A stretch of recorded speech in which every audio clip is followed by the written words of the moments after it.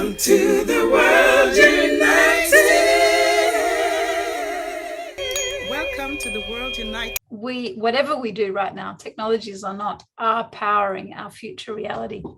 And that actually leads into, and it's a beautiful journey too, to show much hope. I think people hearing you speak will appreciate that. And coming with what Daniel started, that there is already an obvious movement of people reaching as well. Even, they're reaching openly to sacred, reaching openly to what used to be called alternative. And now even the word complementary is potentially problematic, because it's still saying that, here's one sort of medicine and here's another one. So my question is around, how do we work that languaging, and what could it look like? This is a question to both of you, because it's a healing space for both. And what I'm excited about is, as the people heal their body, as you said, Daniel, it does heal earth as well. And I know Ian is in alignment with that too. But the question,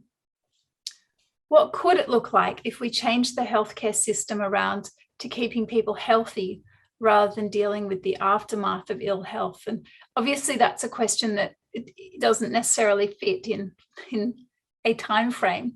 So maybe in just a start, what are one or two points that would really speed things along in an ideal outcome? I'll go first. Thank you for sharing. That was beautiful, man. I was really inspired by that. The one thing I've always said in the space is, it's from an egoic perspective that we have to make something wrong, because then we justify our own rightness, where science and spirit are hand in hand, because we have science to understand spiritual practices and spirit. And now, like with the work it seems like you're doing, which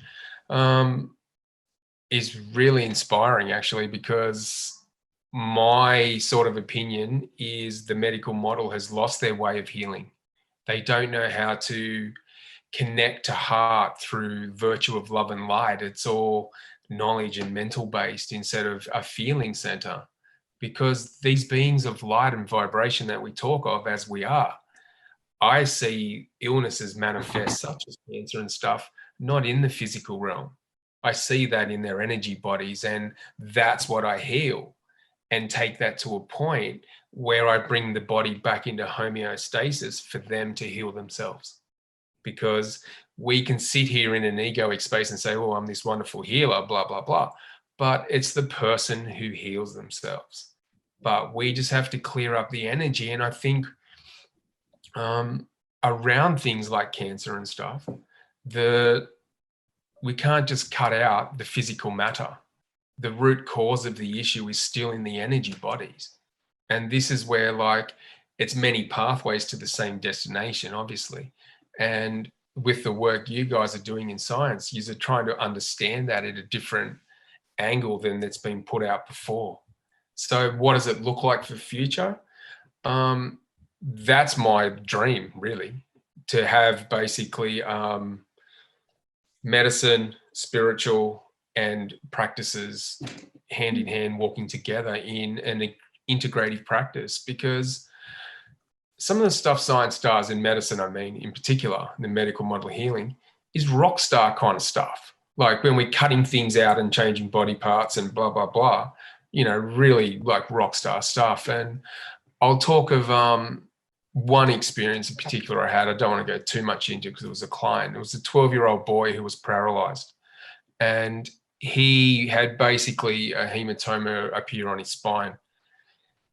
What we were able to do with him, in a sense of his recovery where he wasn't supposed to recover, is it was hand in hand, because the surgeons had to cut it out in the first place, which left him paralyzed on the right-hand side.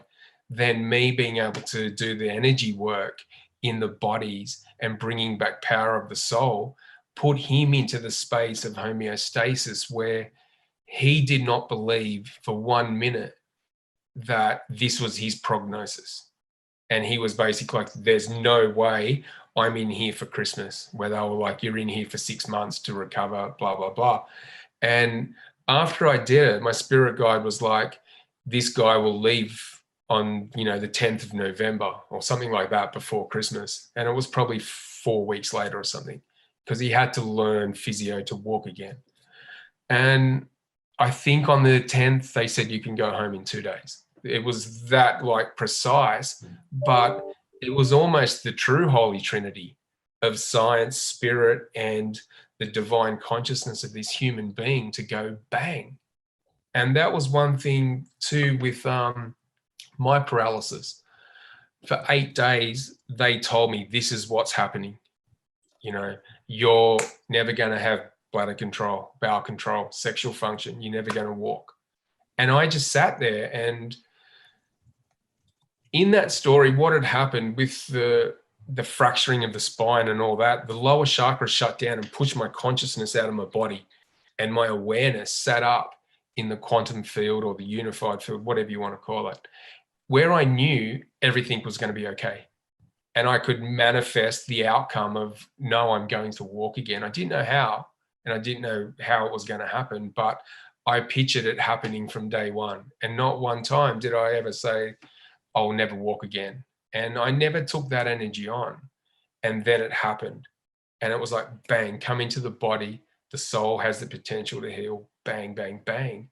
And ideally, if all forms of healing can walk together in the same path instead of discrediting, this is the potentiality of humankind. When I lived in India, and even I know shamans work in Nepal, like in the hospital, but in India, coming back to you, it's funny, I won't take too much time. Geraldine said to me last night, it's always funny how spirit brings people together, right? And I was sort of sitting here and going, what the hell are we going to talk about, right? But then you went on to the death thing, and the death thing for me is I clinically died at 22 months, and it's been a massive part of my work where I now help people to die consciously. And I watched the same thing because when I was living in a Tibetan monastery in northern India, I used to go with his Rinpoche, and he would help people die. And I watched how these meditative and spiritual practices that the Tibetan people were doing would open this space for this transition of the soul to, just slide out. But the feeling, I've never been able to put a word to it, right? But all I can say, it was the vastness of unconditional love, where it was almost like their ancestral psychropomps would come and take the soul and take them home. And it was this beautiful thing. Then I come back to Australia after living over there for some time and watched how we did it in the aged cares and all that with the medical model of healing. And it was so disturbing. It broke my heart, and I couldn't be there anymore. The way we would whack them up with morphine and they would lose lucidness and consciousness, the soul wouldn't know it had died, and it would be often there standing there confused, not knowing that it's its transitional time to move back to the world of spirit and go home. And it really disturbed me to the point where I've started to, in my work, do trainings, and I help people die where they recapitulate love and forgiveness in their life, and they go into these meditative practices to be able to let go of their ego's identity to the physicality and go back home. And we don't know how to die properly in the West anymore. We've lost that gift that we used to have. We used to take care of our elderly and our loved ones at home. We would bathe them and go through all these ritual practices that would allow the living to grieve and the soul to know it's time to go home, it's dead. And this has another full-on effect with the psychopomp work, is we are polluting the astral realm with discarnate souls who don't know how to go home, especially around suicide and stuff like that, because when the soul steps out of the body, its psycho-spiritual state at the time of the death, this emotional bind of these low vibrational depression, whatever it is, shame, guilt, is the thing that imprisons them here. And to reconnect them as a psychopomp to their soul light, to bring that awareness and understanding now to realize they're dead and transcend, is one of the things that is being called upon really strongly now, because this new celestial matriarchal energy that's coming in can't get through the low vibrational depression that these lost souls are forming a blanket over the astral plane. And so it's all tied in, but we really need to learn to die properly because it's our birthright. I love it. There's so much. That's why I'm writing as we go. But it's always, both of you just have an end sentence that's so powerful. It is our birthright to die properly. Absolutely. Yeah, Dan, I agree with so much of that. And I think you bring up a great point that the change that, we're looking for, firstly, there's a cultural aspect, which I've had to deal with sort of, when you look at behavioral medicine, which for me is key in healing, why you do the things you do to either stay sick or get well. And I think it's important to understand that so much of our suffering is self-inflicted, unfortunately. And even more unfortunately, I think society, industry does nothing to help that.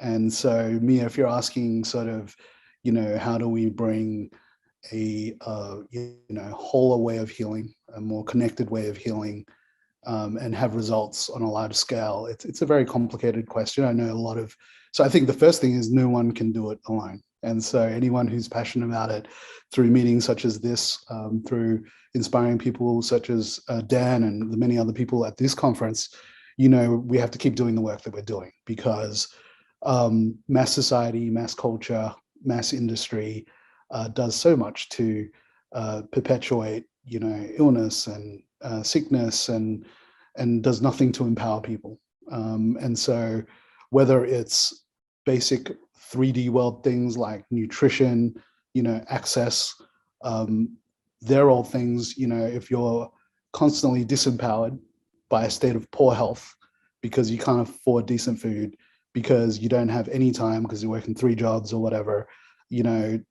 to manage your health, or even to have an idea of what is healthy for you, because that's important. If you don't have a very clear idea, it's like anything in life, whether you're starting a business, trying to look good, being healthy is such a deep question, because it's not just about physical health. It is, what is health? What is wellness? To even have that, you need a certain ability to, have control over your life. And it just doesn't exist for many, many people. And unfortunately, the people who get the worst states of health, are the people who they don't have access to education, food, time, resources, whatever it is. And so, that work needs to continue to be done, I feel. And it's so much deeper than, we can imagine. The food industry, the pharmaceutical industry, the influences there are deep and pervasive. And it's not always about, being a warrior against whatever.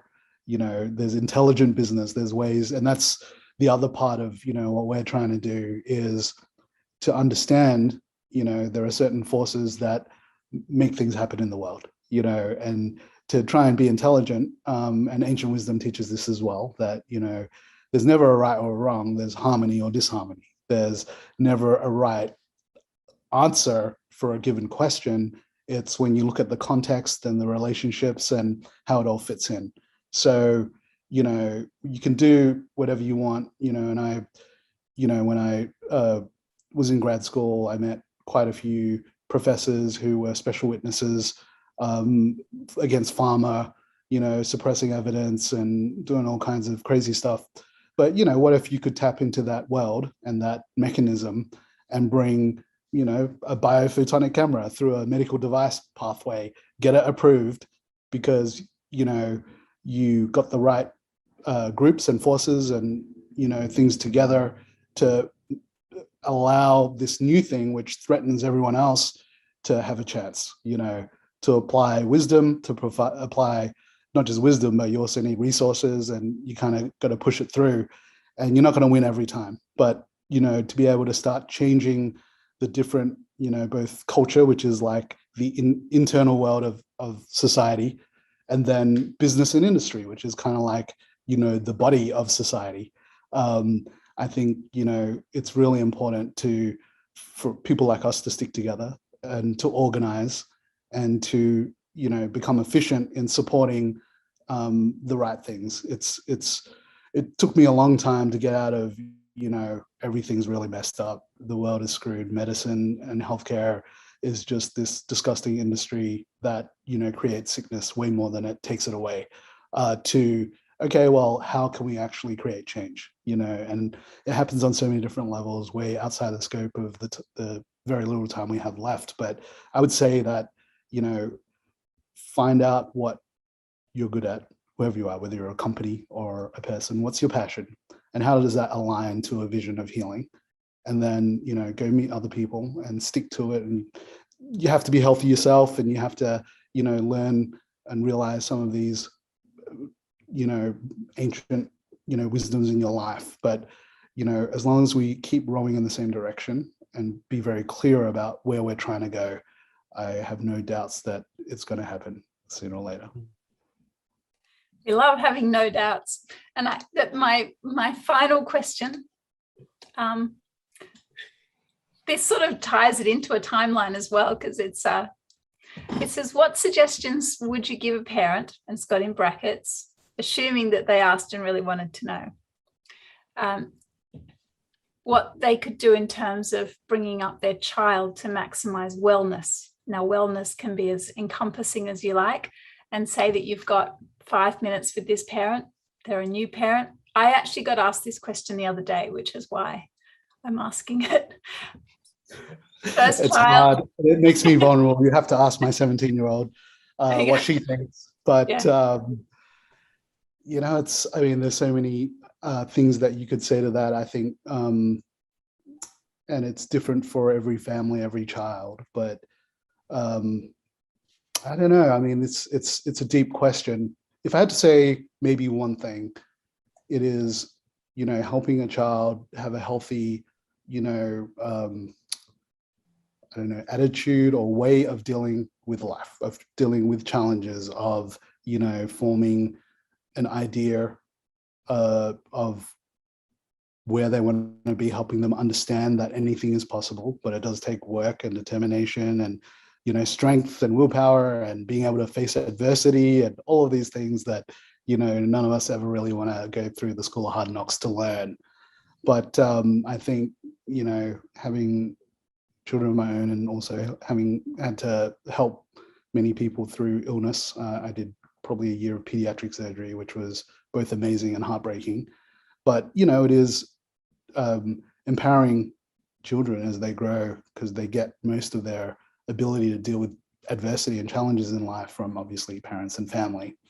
I think that's probably the most important. You could say so many other things like, teach them to eat properly and, whatever, all the preventive health stuff. But really, if we're talking about true wellness, which I would say is, the fulfillment of a person's potential and their ability to, tap into a pure creative field where they can manifest, do, be, have whatever, anything they want, or they could conceive of, to me, that's true wellness or true health.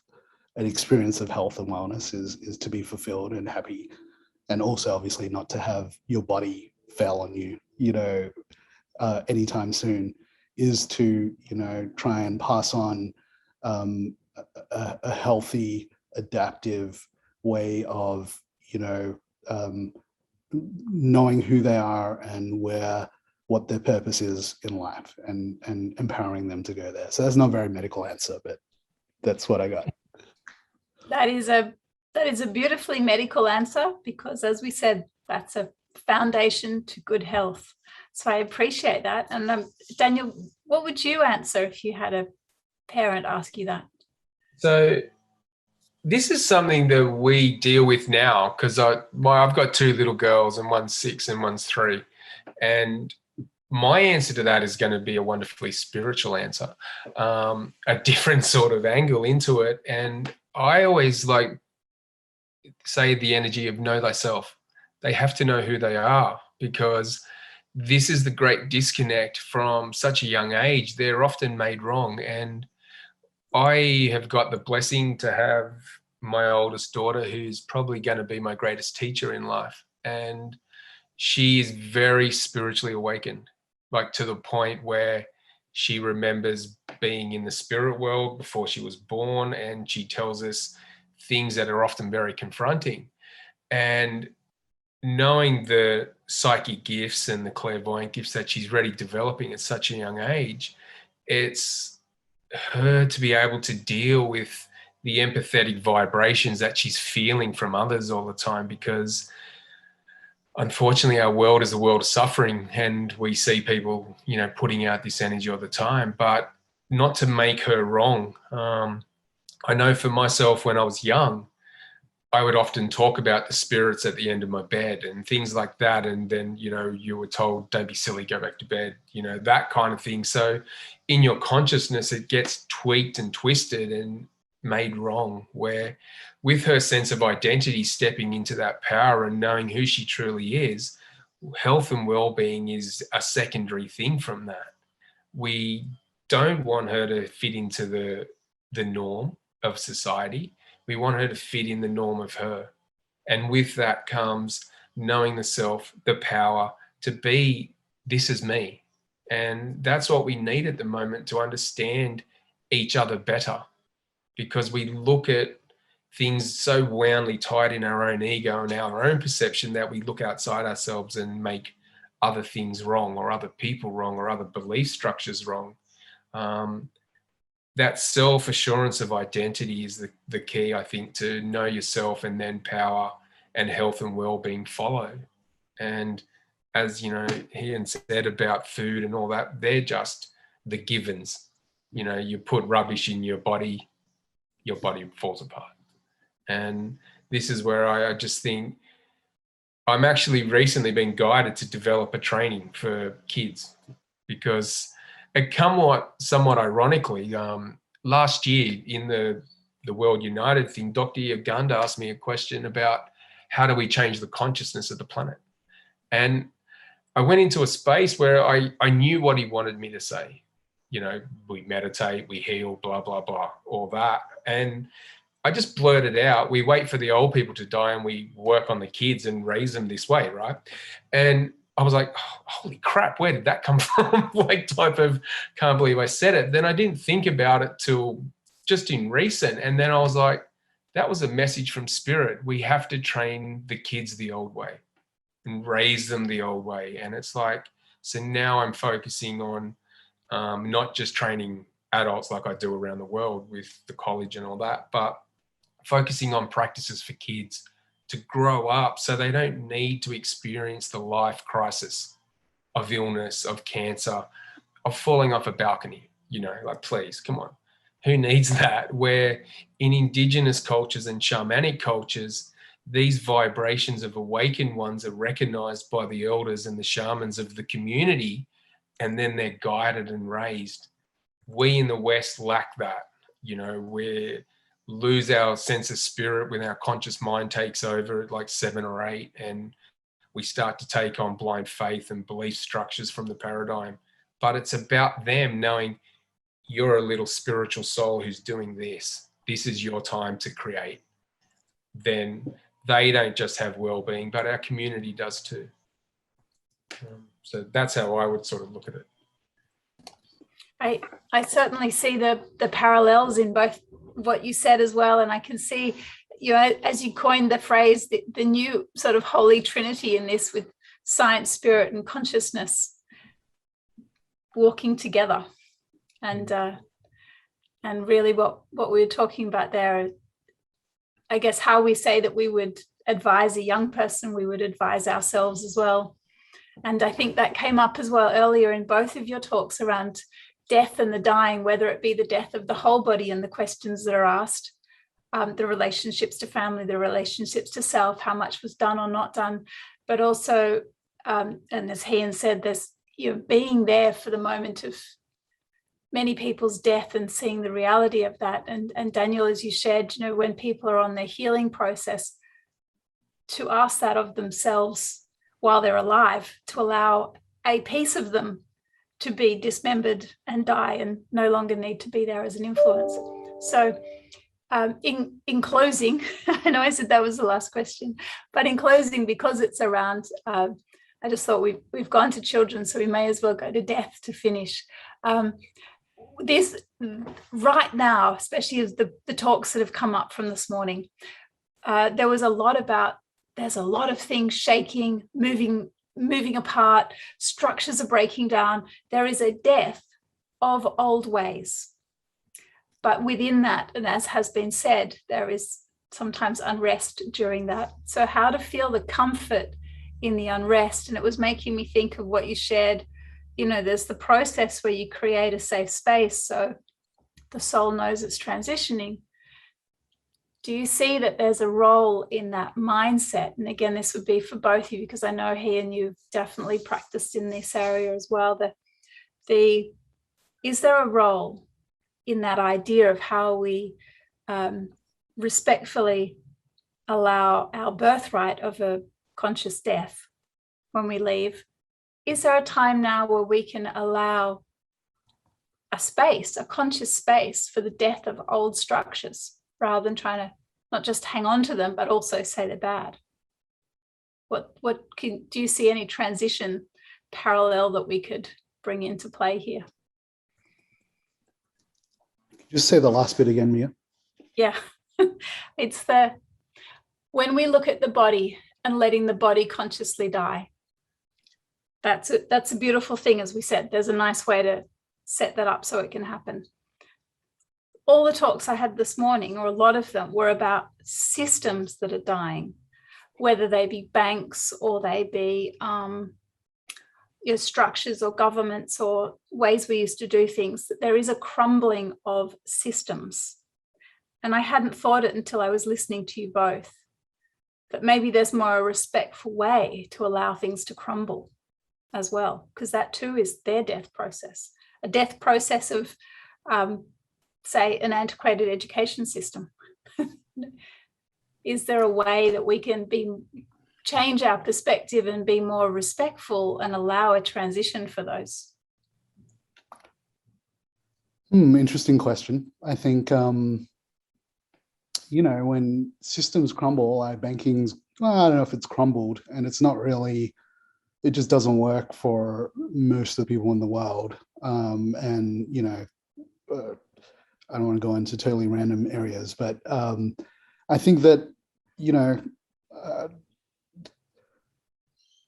change can only happen when, there's a death of the things that are holding the previous ideas, structures, whatever, in place. And I think that, in the last 2 years, there's a lot that has changed, and that in itself is a death. There's been a death of probably a feeling of security for many people in the world, that things are just going to be fine, life's going to be normal, whatever. There's been a death of that. And I think it's really spurned a lot of growth and transformation. People have had to sit inside, especially in Australia, for like the last 2 years. And, there's probably been a lot of transformation there, but at the same time, there's been a lot of mental health issues and, whatnot. I think it's about finding balance. But again, it really, for me, comes back to, if there's going to be change, the only people who are going to be able to make that change easier to handle, a bit less rough, especially on the people who have the least resources to deal with change and death, are going to be people like us, who need to, once again, no one can do it by themselves, whether it's in banking, finance, whether it's in business, healing, there has to be a leading edge or a movement, and people that are trustable to stick to their truth and to also develop the ability to act in the world, because, for many years I sat there and meditated, lived in a monastery, but to actually manifest and bring forth what was inside me, I really had to go and do other things, learn about finance and whatever, and science and the world. And I think, if we're talking about societal change and change of, all these things that have been around forever, affecting a lot of people, I think it takes a group of us to stick to our truths and to really do our best to make sure whatever gift we're here to give, is fulfilled and is out there. Yeah, beautiful. And one of the, I'm just getting questions from people too. One of the comments was that death allows renewal. So I hear from what you're saying as well, that for those of us who can, if we create a lovely, create a space that renewal can happen. I'm just thinking like a garden or after a fire, things grow really well. So it could be that it's also.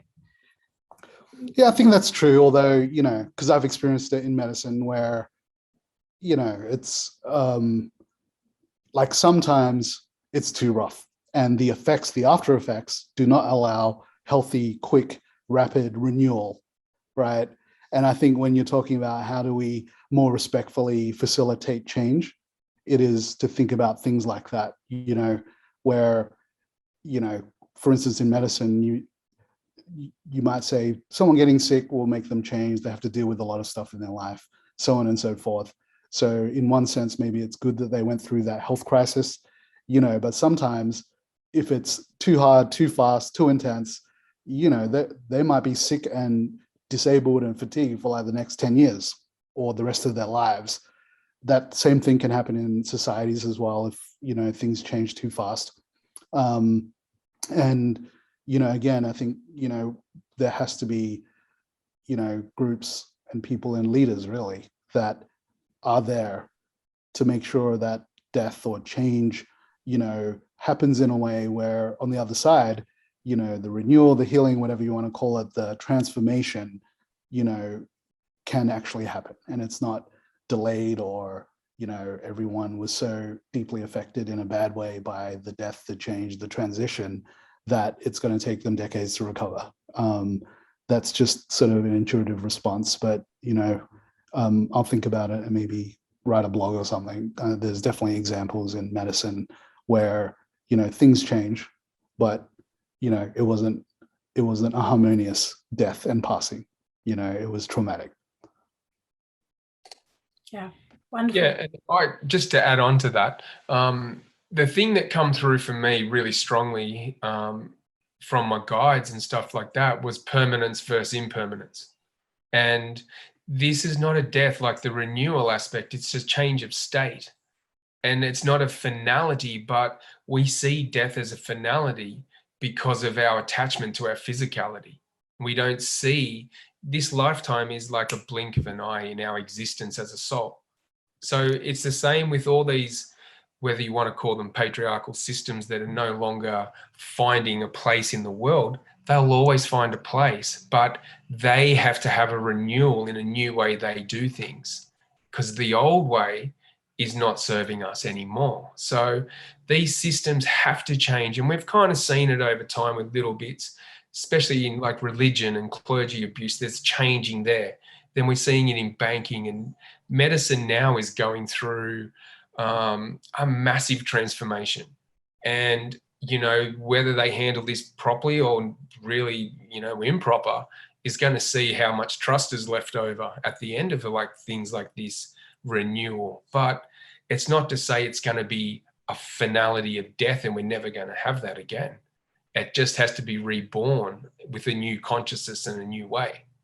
So it's all about a transition of such to become back into a more matriarchal energy that is not so full on.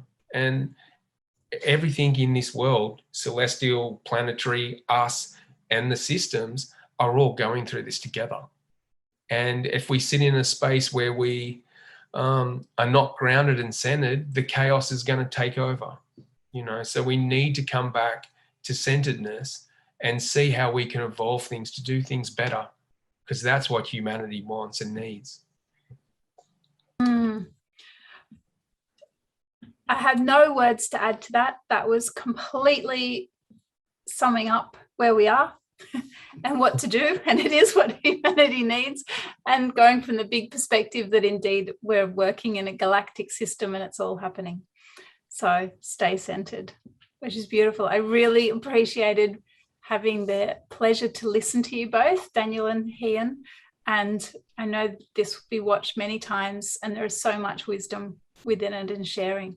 So wishing you both beautiful afternoon, evening, early morning in the many parts of the world, and greatly appreciate you being part of Global Transformation Festival. Super. Thank you very Talk much. to you It was later an then. honor. Thank you very much. Welcome. Bye-bye.